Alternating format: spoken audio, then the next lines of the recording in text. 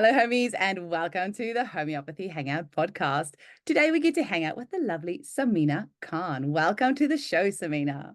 Thank you, Eugene, and thank you for inviting me. Thank you. It's a pleasure. We have a mutual buddy in Marcus Fernandez who said, Eugenie, you have to interview Sameena. So whatever Marcus says, I do. So it is really wonderful to have you here on the show.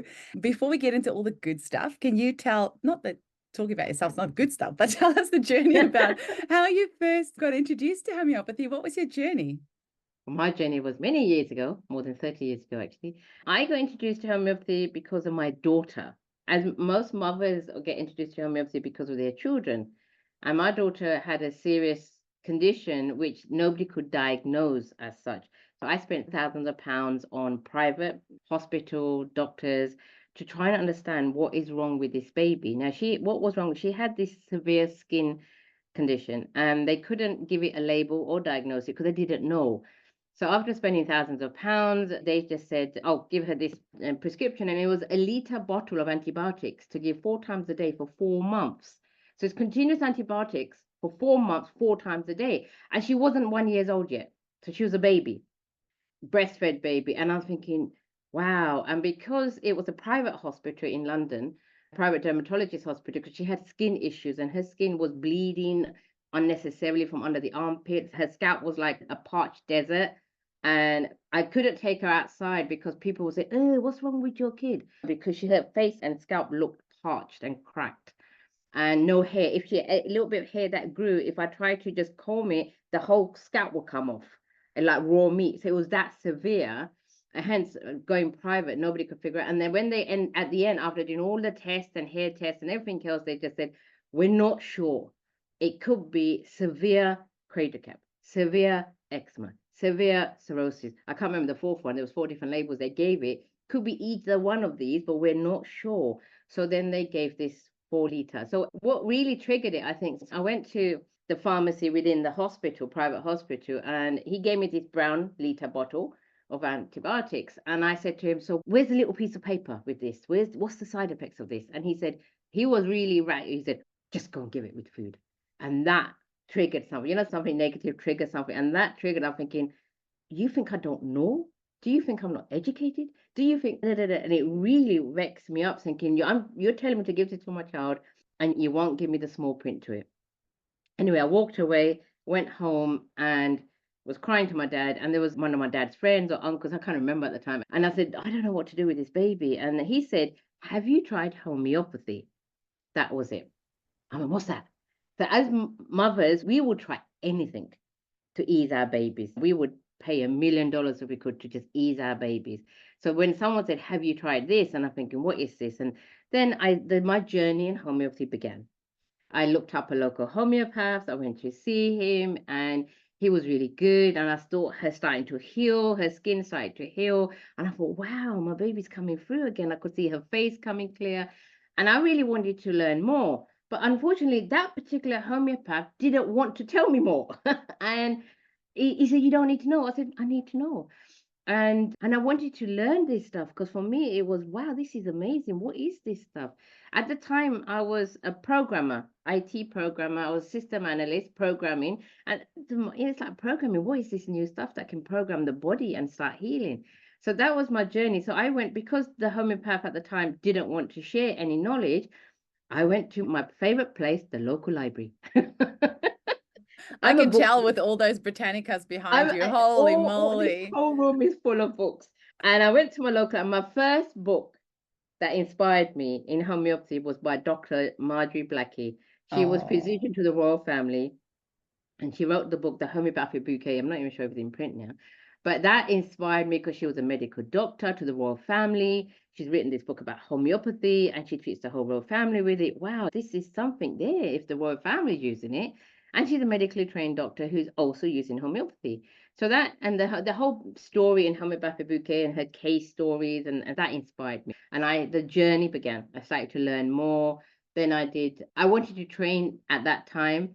And I went back to the homeopath and he said, no, you can't train. I said, why not? He said, you're a woman. And I said, what's wrong with me being a woman? You might kill someone. I went, I thought homeopathy was safe.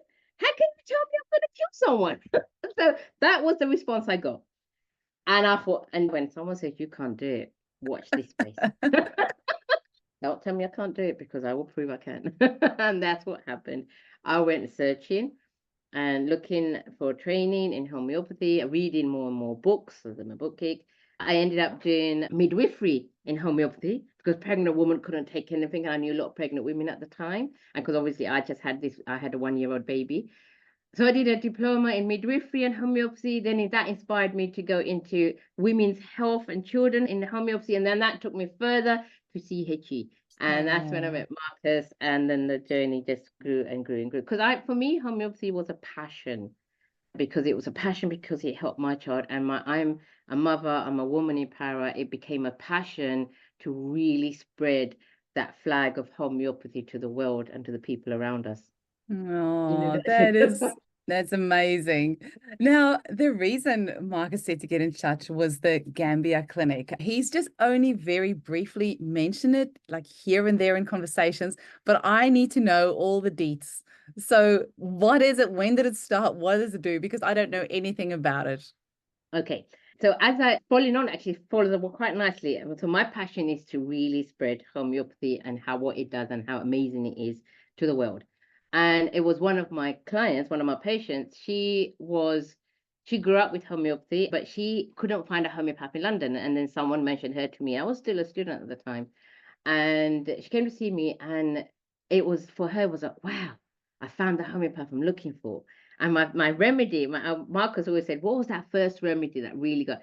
It was China, like Samuel Hahnemann. It was China that did it for me. And she cleared out for weeks of this diarrhea that she had, and that dose of China did it.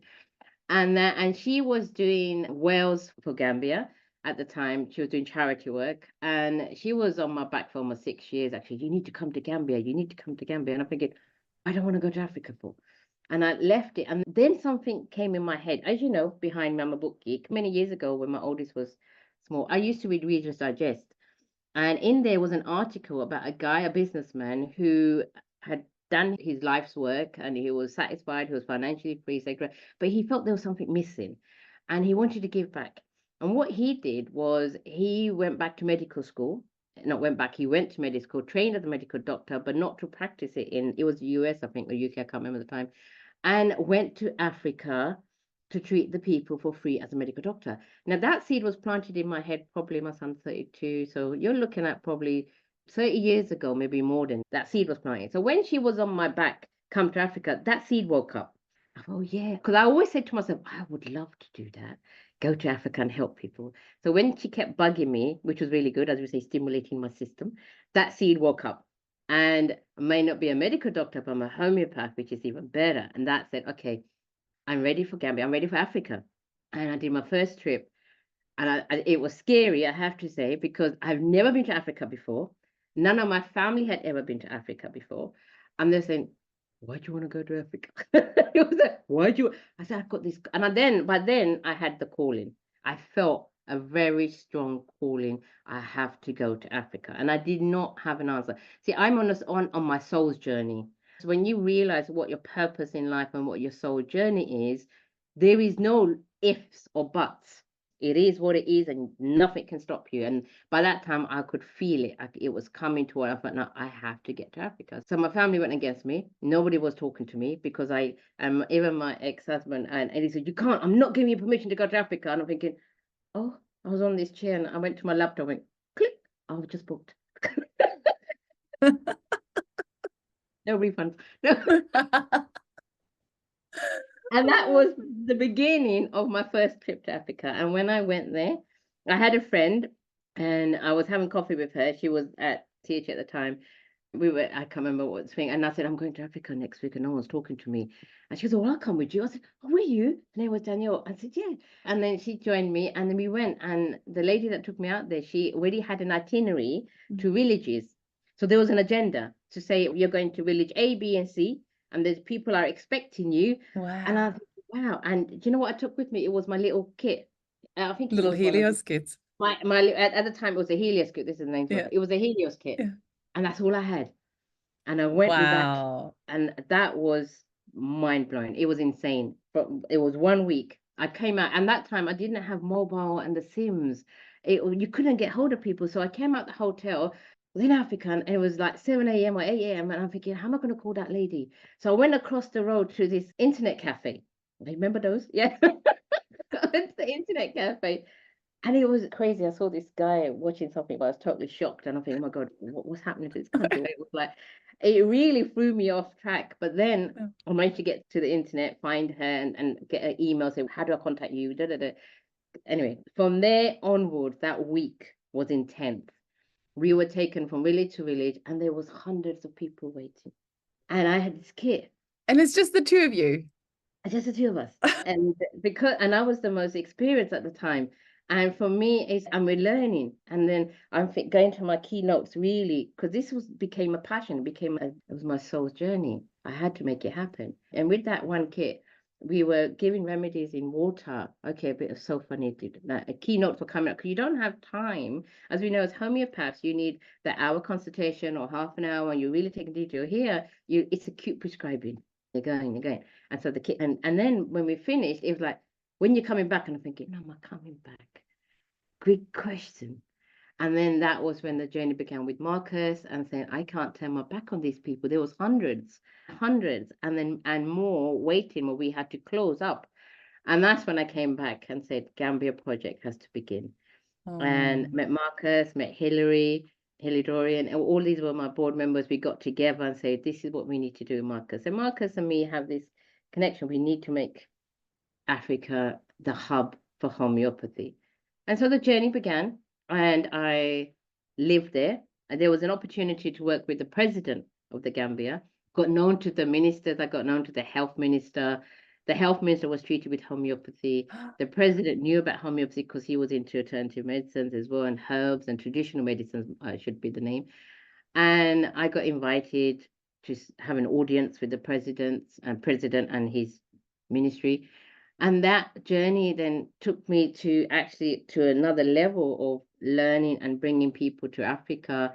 I then had to make a decision. I had the opportunity I was appointed the CEO of the President Foundation, and that was across the board. So health, women empowerment, youth empowerment, agriculture, education came under the remit.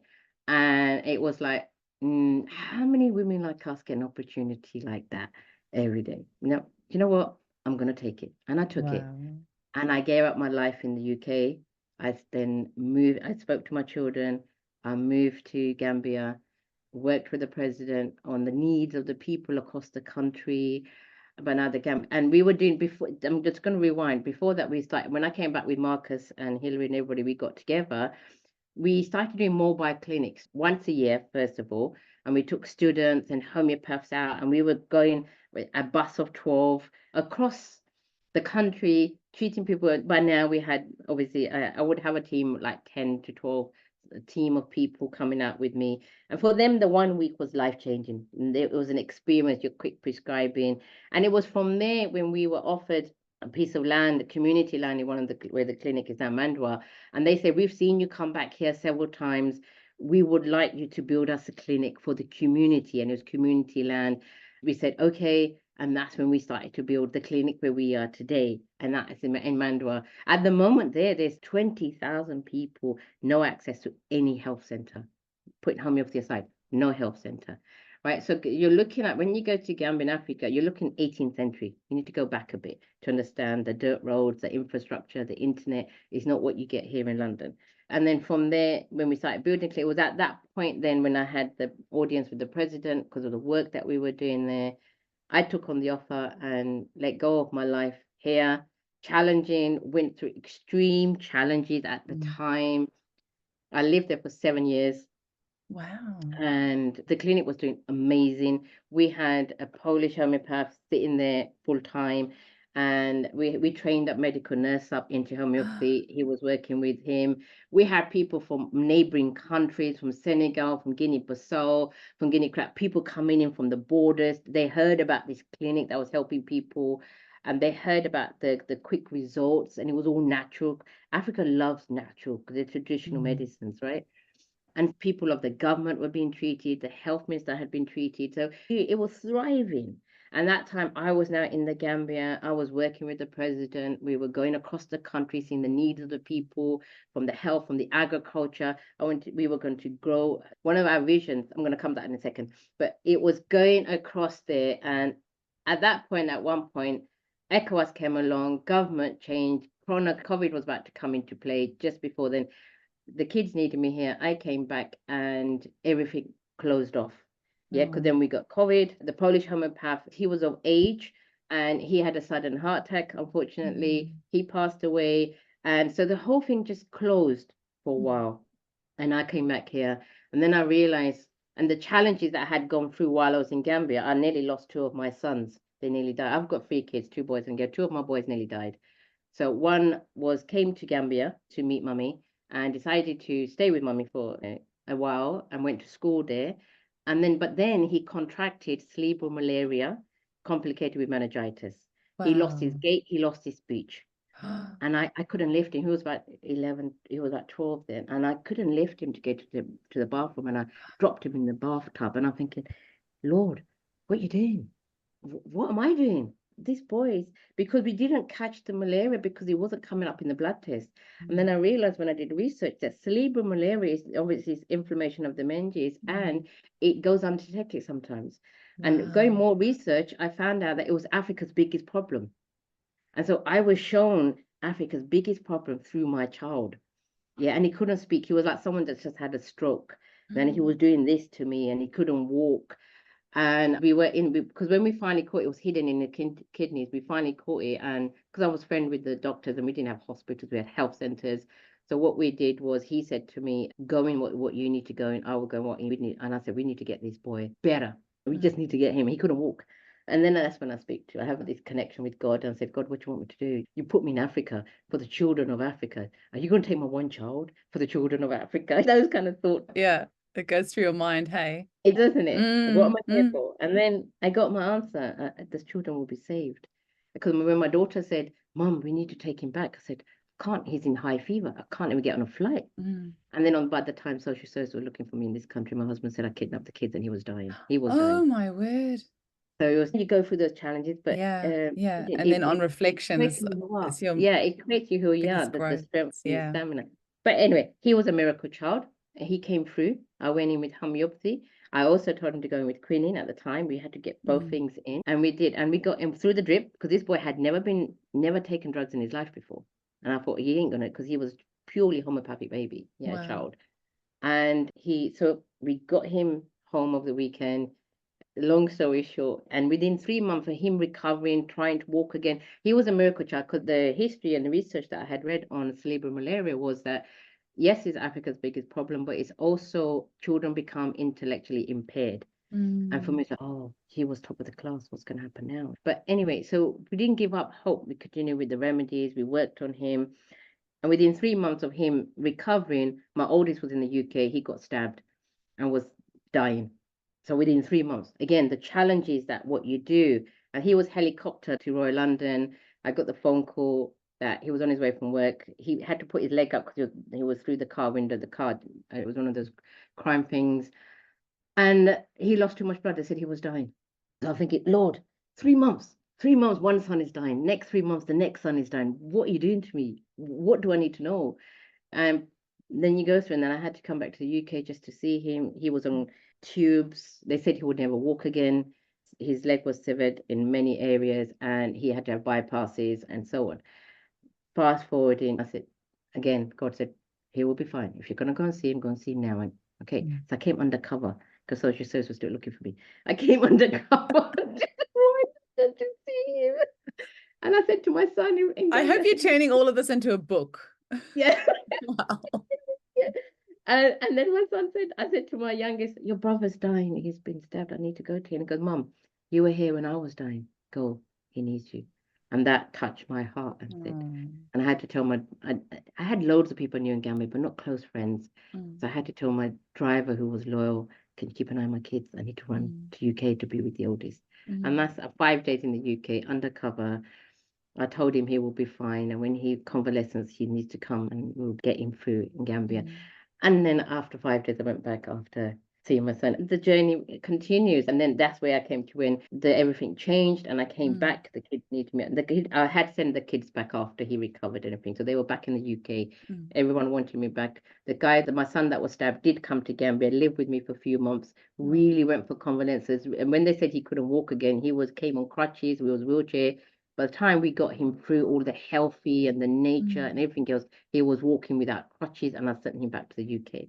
And so it brewed Wow. in the bridge. And that's soon after I came back and everything closed.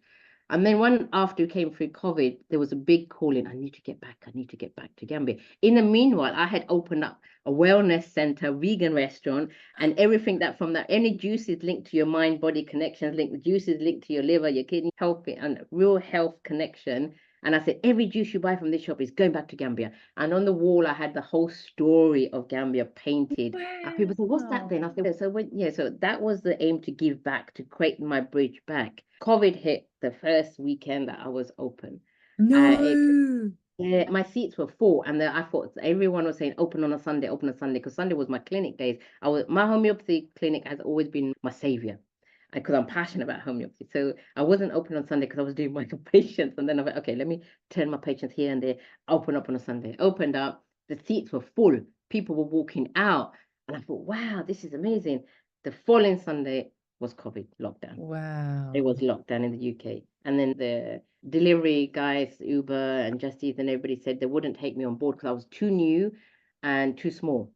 And they had to prioritize the big companies, McDonald's, all the big companies. And it took its toll. I Mm. struggled for 2 years with that. And then I just had to close it and liquidate it because it was Oh. hard being on your own and doing it. But it was a learning curve, an expensive learning curve.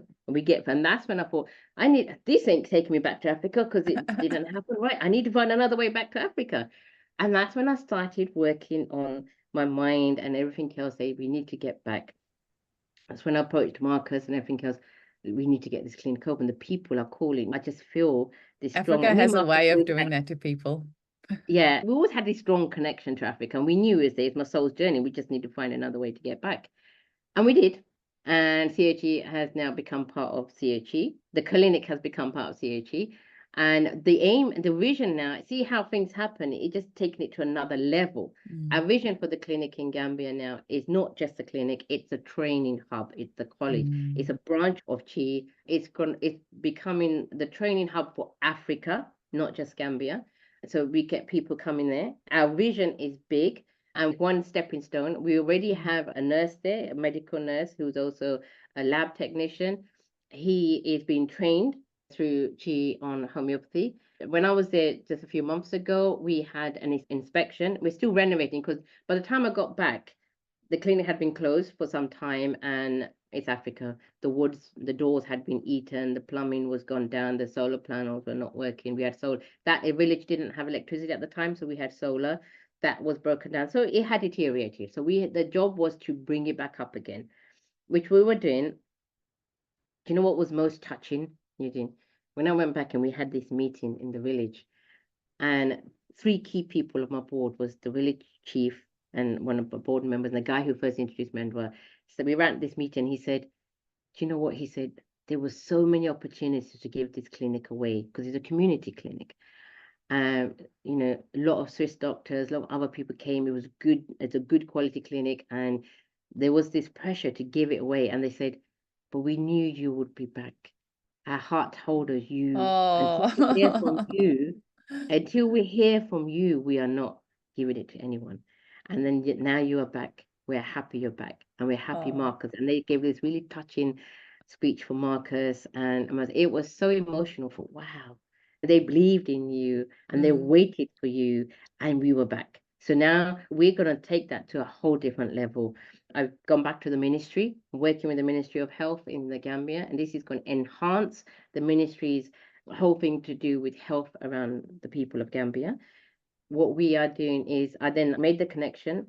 We are also part of the organization of traditional medicine in the Gambia, which homeopathy become part of. We had a whole event which I spoke on stage talking about homeopathy as part of the traditional medicine itinerary. I also lectured at the midwifery college on bringing homeopathy into midwives. wow. We haven't fully completed, but we're renovating because there's a lot of work to do in Gambia. It's a bit slow sometimes, but we had an inspection from the ministry to make this part have, and they went through all the checklists, and I was like, oh, really nervous and thinking, oh my God, tell me it's under renovation. Yeah, I know this needs to be done. Okay, and we have finally, the inspection went through, and we are the first of a kind that got the license from the Ministry of Health to work as a traditional medicine homeopathy. We are so proud of that. Never Wow. been done. That's never been done before.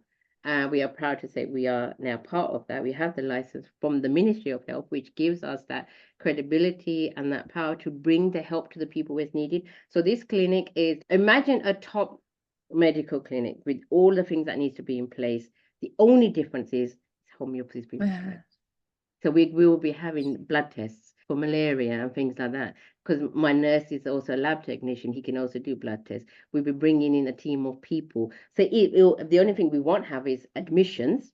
Yeah, they wanted it, but it's not ready yet. But people will be coming, they'll be getting blood tested. So everything been going with the protocols of how things should be done to top standard. The only difference is that we are now prescribing homeopathy. For me, that's like, wow. And then It's taking somebody that needs next to make step. a documentary of this. Yeah, somebody out there's going to come. Yeah.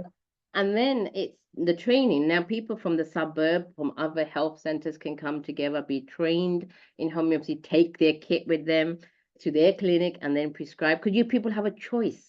Yeah, especially with Africa, you have a choice. And but people do tend to go towards traditional medicine. Homeopathy is part of that package now.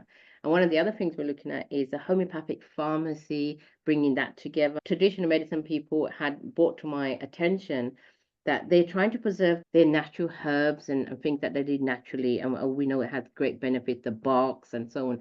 So one of the visions would be to bring all that, turn it into homeopathic potenize, get them into homeopathic remedies. You're preserving that memory of that particular herb and plant, and we can turn them into homeopathic remedies. How amazing is that? And that's the preservation of traditional medicine of Africa. So this is where they're Wow. taking that to another I level. I think you'll have to get Mikhail Yakir to go and do one of her triturations in Gambia. She's doing one in Thailand this year and in hopefully Australia next year. And maybe you can convince her to go to Gambia the year after and do triturations Perfect. of all of the native plants. That would be incredible. Yeah, and then that Imagine will be that. it. It's preservation of the native plants of Africa, isn't it? And Mm. then chi will become, like we said, it's not just we've got the homeopathic pharmacy vision, we've got the training and everyone. So I met Rebecca Sturgeon recently, and she was doing homeopathy in Cape Town in South She's been on the Africa. podcast twice as well. Actually, yeah. So Yeah. Rebecca, we hit off like a house on fire. Yeah. We're like, I can right. imagine you would. Marcus said, you need to connect with Rebecca. Me and Rebecca, it was 7 o'clock in the morning. Are you free now? Yeah, okay then. Duh. We were on the phone almost 2 hours. Yeah. I can And imagine. we I wish I couldn't was keep a that fly up. on that phone call. Yeah, honestly, it was absolutely amazing. And now me and Rebecca will be working together as well. And from her Wow. people that she's been training in South Africa, from the bishop and pastors, we're going to see how we can get them to Gambia and really build that bridge. So this project with CHE is Africa. Gambia is our hub, but it is Africa. And it's where we need to be as homeopaths and helping people and moving it to the next level. And this is why coming back to the UK, it helps build that bridge. Mm. So I'm here, not going to wanting to stay there no more, but because I can now bring people together. I'm looking for, now that we're on this whole podcast, I'm looking for homeopaths that would love to come and spend some time at the clinic, shadow my nurse, Lamin, his name is, and whether it's a week, a month, 2 months, like previously we had the other homeopath there. So any volunteers that are willing to come and spend some time in Africa to send them Wow. through. And that's for anyone out there. Well, part of CHE, we are also looking at students later on. Students will be coming out as well, spending a week there. But currently, I'm looking for homeopaths, volunteer homeopaths that are happy to give their time and energy for whatever time they have, a week or Wow. two or more for Gambia Clinic. Is We it should be opening. is it easy enough to get accommodation there or like how? Accommodation we will sort because at the moment we haven't officially opened yet. Gambia's a bit slow, and I'm waiting for Lamy to come almost 3/4 or almost done on his training because we're following all the Ministry of Health protocols. We need to make sure everything's in place. So I cannot have him there alone unless he's supervised. So I will be going out there, but I can only stay X amount of time, and then I want someone to follow me X amount of time, then someone to follow Mm. that person, and someone to follow that person. Yeah. So we've got someone there, like on a roll, on a rota, one after the other, while he's being trained.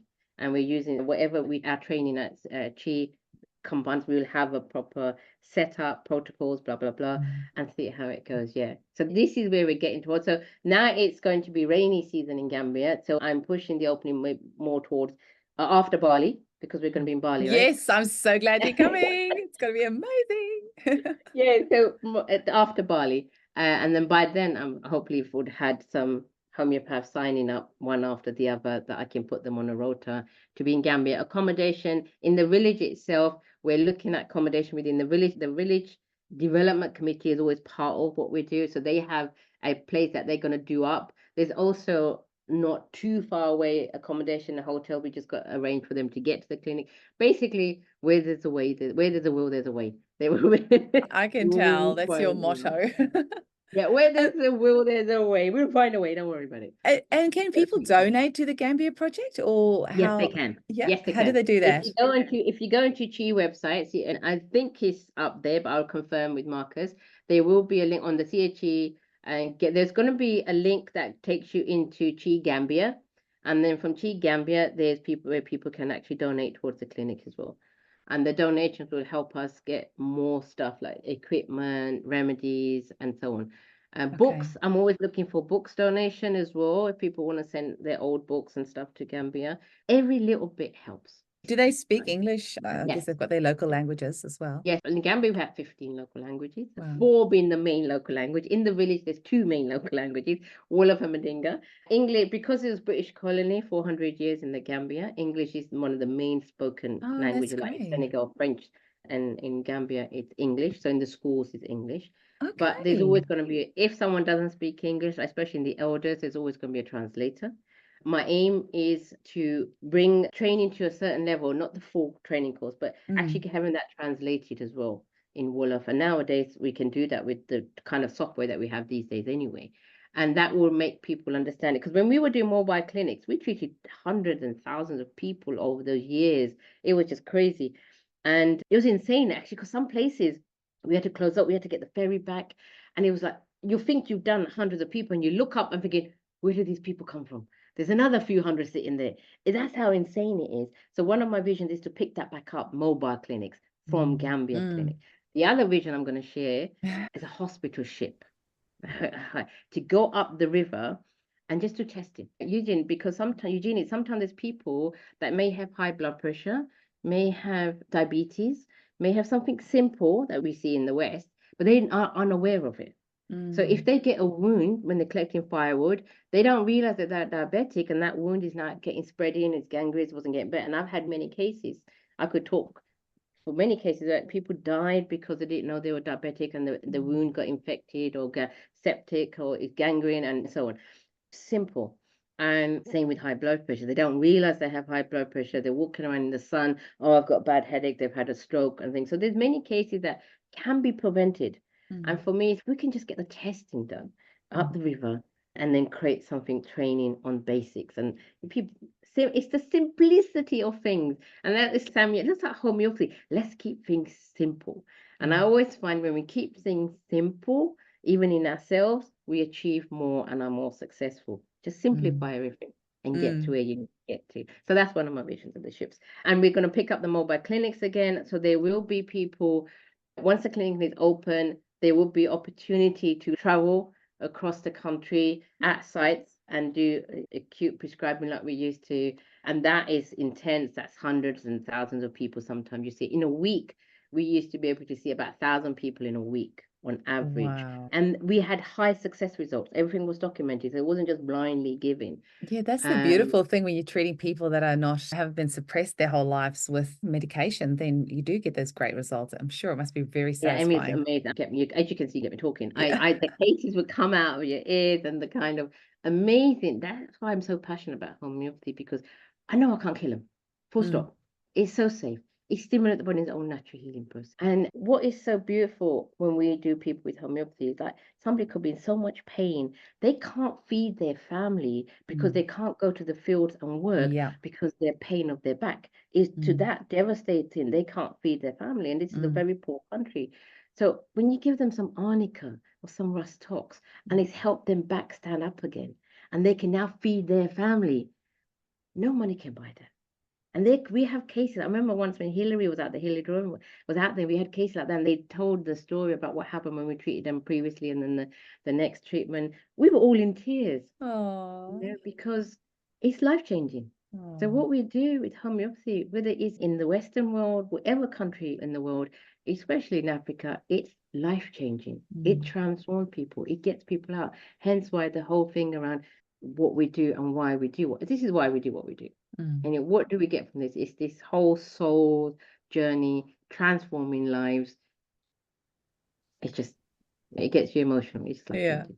If someone said to me, stop, I would do Yeah. I have a feeling that's with you with anything, if anybody tell you to stop. Yeah, watch me. So I just checked chehomeopathy.com. I couldn't see anything about Gambia on there, but it's easy enough to get in touch with CHE from there. Yeah, And I so will our chase it. I listeners, know someone, Glenn's doing it. I know he's on it. I yeah, had a meeting with him some time yeah, ago. So I will chase him, make sure that links up then. that'll It be should be up amazing. soon. Yeah. Yeah, we'll be up soon. Great. And then you've got all sorts of other things, like your own things that you do as well with mindset coaching and all sorts of things. Can you tell us a little bit about what you've got in the pipeline there? But so now I've combined, because of the challenges that I went through, and especially coming back here, I went through even a more challenge. I went through a very difficult divorce. Gambia lost me, my husband as well. And with the shop, there was a lot of challenges. And I learned from that challenges. And there was a point when I went really down. Two areas in my life when I went really down. Once when I was in Gambia, my thorax closed. And I had to go to saying, and they said I was dying. And the vice president sent me to A&E, and I'm thinking, I can't go to A&E. I ain't got time. I need to pick the kids up from school. And then she goes, you ain't gonna go nowhere if you don't get treated.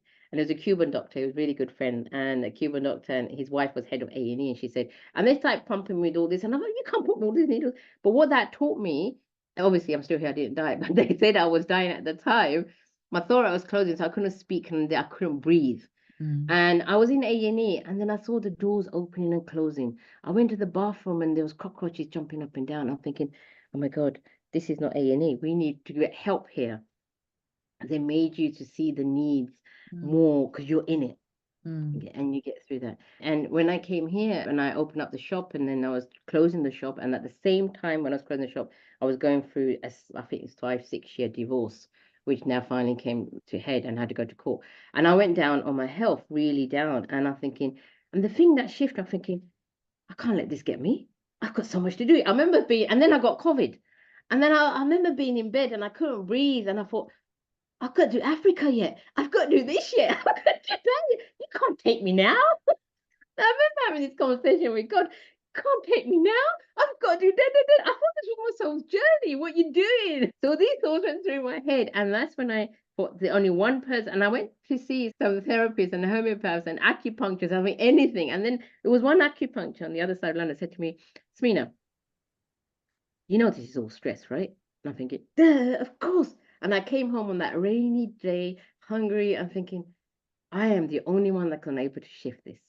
And that's when I went more into mindset and really working with Bob Proctor, I spent numerous, working with different coaches and so on, and turned it around.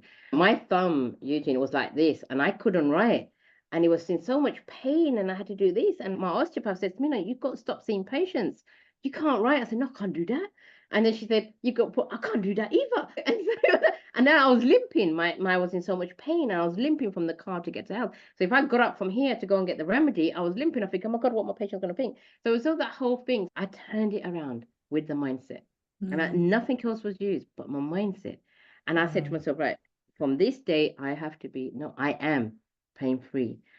And it was for the 1st of April at that time. And I woke up, I think 2 or 3 days before the 1st of April, and I wasn't limping to the bathroom. And I'm thinking, oh, shit works. This works.